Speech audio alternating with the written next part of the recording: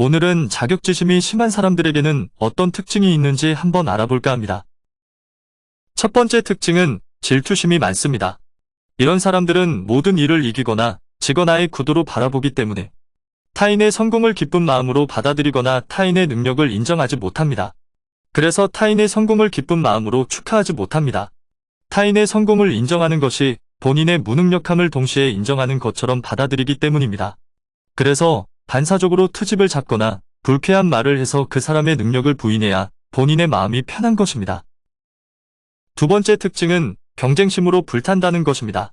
이런 사람들은 세상 모든 일을 제로섬 게임으로 바라보기 때문에 다른 사람들에 비해 비교 의식과 적대심이 강합니다. 그래서 주변에 잘 되는 사람이 있는 꼴을 못 봅니다. 모든 것을 이기거나 지거나의 구도로 바라보기 때문에 누군가가 잘 된다는 것은 그 누군가가 이겼다는 것이고 이는 본인이 졌다는 것으로 받아들이기 때문입니다. 세 번째 특징은 모든 일에 사사건건 반대한다는 것입니다. 이런 사람들은 다른 사람의 언행을 비난하거나 무작정 남 흉보기를 좋아합니다. 이런 사람들은 다른 사람의 언행뿐만 아니라 회사 내의 제도나 규칙 등 사소한 부분까지 불만이 많습니다. 사실 보통의 사람들은 나와 상관없는 일에 일일이 반응하고 맞장구 치는 일을 피곤해하지만 이런 사람들은 논쟁 벌이기를 좋아해서 적당히 맞장구 쳐주지 않으면 더욱 사람을 피곤하게 합니다. 이런 사람들의 이야기를 자세히 들어보면 사실 그 반박의 내용에 알맹이가 없는 경우가 많습니다. 하지만 우습게도 이런 사람들은 누군가를 향해 막말은 잘도 뱉어내면서 만일 본인이 비난의 표적이 되어 누군가가 기분 나쁜 말을 하면 아주 정색을 하고 심하게 불쾌해하며 화를 냅니다. 이런 사람들을 상대할 때는 똥이 무서워서 피하는 것이 아니라 더러워서 피한다는 마음으로 중요한 일 아니면 적당히 맞장구 쳐주고 지나가는 것이 스트레스 덜 받는 길입니다. 네 번째 특징은 남의 의견을 듣지 않는다는 것입니다. 이런 사람들은 서로 의견이 맞지 않으면 어떻게 해서든 본인의 뜻을 밀어붙여야 직성이 풀립니다. 이런 사람들은 본인만 옳다고 굳게 믿고 한 발짝도 양보하려 들지 않기 때문에 자신의 의견을 관철시키기 위해서 필요하다고 생각하면 상대방을 비난하는 말을 내뱉거나 분위기를 험악하게 만드는 일도 서슴지 않습니다. 그럼 대체 이런 사람들은 왜 그러는 걸까요? 먼저 무턱대고 공격적인 태도를 보이는 사람에게는 인지왜곡이라는 문제가 있는 경우가 많습니다. 보통 사람들은 별로 반응하지 않을 말이나 행동에 일일이 감정적으로 반응하고 공격적인 태도를 취하는 것입니다. 이는 이 사람들이 상대방의 말과 행동에서 악의를 느끼기 때문인데 이것이 바로 인지왜곡입니다. 상대방의 언행을 받아들이는 방법이 뒤틀린 것입니다. 상대의 언행을 어떻게 해석하느냐에 따라서 이후의 반응이 크게 달라지는데 공격적인 사람들은 애초에 모든 단서에 주목하지 않고 공격적 단서에만 집중하기 때문에 사실 여부가 어떻든 우리의 행동을 적대적으로 해석합니다. 보통은 오해라며 자세하게 설명해주면 이들이 이해할 것이라고 생각하지만 이는 큰 오산입니다. 타인이 자신에게 적대적인 마음을 품고 있기 때문에 이렇게 말하고 행동한다고 여기는 인지왜곡을 적대적 귀임 편향이라고 합니다. 그래서 상대방의 의미 없는 사소한 말에도 뜬금없이 적의를 느끼고 저 사람이 나를 바보 취급한다, 저들이 나를 따돌리려고 한다는 등 부정적인 해석을 내놓는 것입니다. 이런 생각을 자주 하다 보면 어느 순간 마음속에 상대방은 가해자, 나는 피해자라는 구도가 만들어집니다. 그래서 본인에게 적의를 품은 상대방에 대한 복수심이 갑자기 불타오르고 결국 공격적인 행동을 보이는 것입니다. 이렇게 인간관계를 자신의 인지왜곡에 따라 악의적으로 조작하는 행동을 관계성 공격이라고 합니다.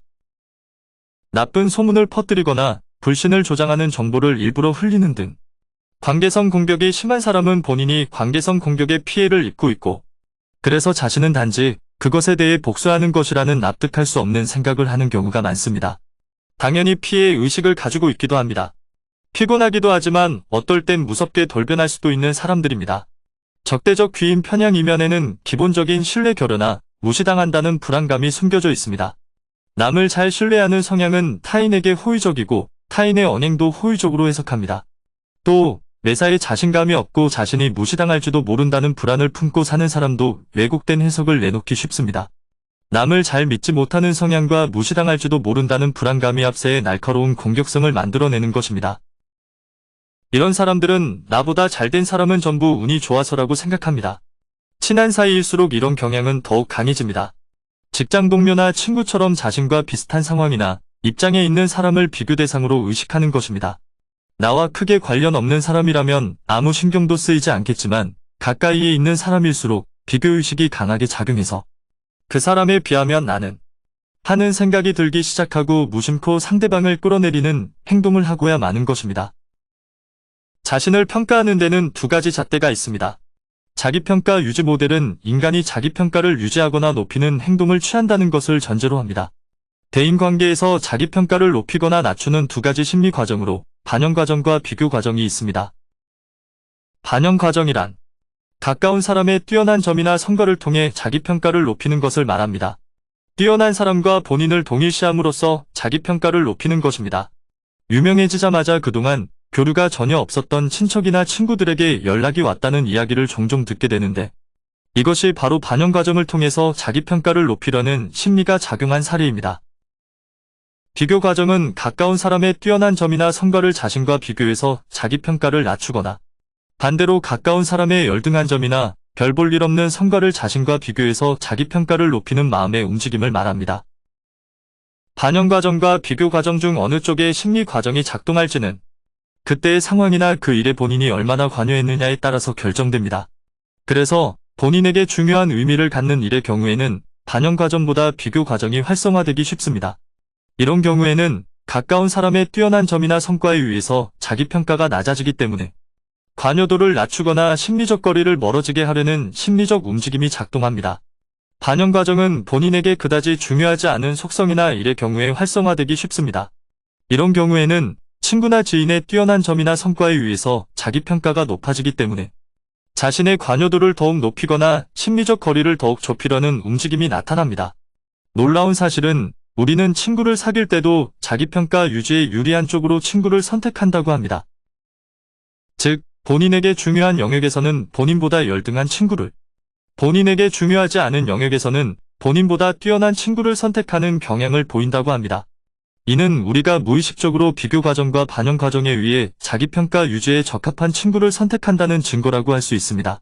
노력하기 싫어하는 사람은 비교의식이 활성화됐을 때 분발해서 노력하기보다는 상대방을 공격하고 끌어내리려 합니다.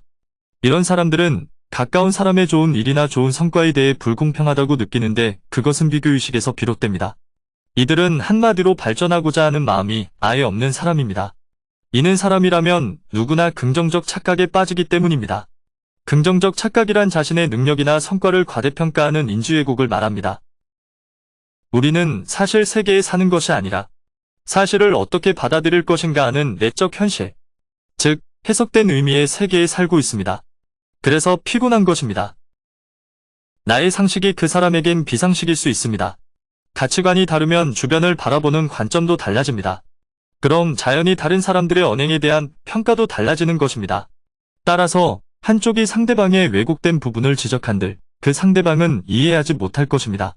상대방의 입장에서 보면 본인이 왜곡되어 보일 테니까요. 사람은 변하지 않습니다. 상대방이 변하기를 기다리는 것보다 그 사람을 적당하게 상대하는 방법을 익히는 것이 스트레스를 줄이는 길입니다. 오늘의 영상은 여기까지입니다. 시청해주셔서 감사합니다. 오늘의 영상이 도움이 되셨다면 구독과 좋아요 알람 설정 부탁드립니다. 감사합니다.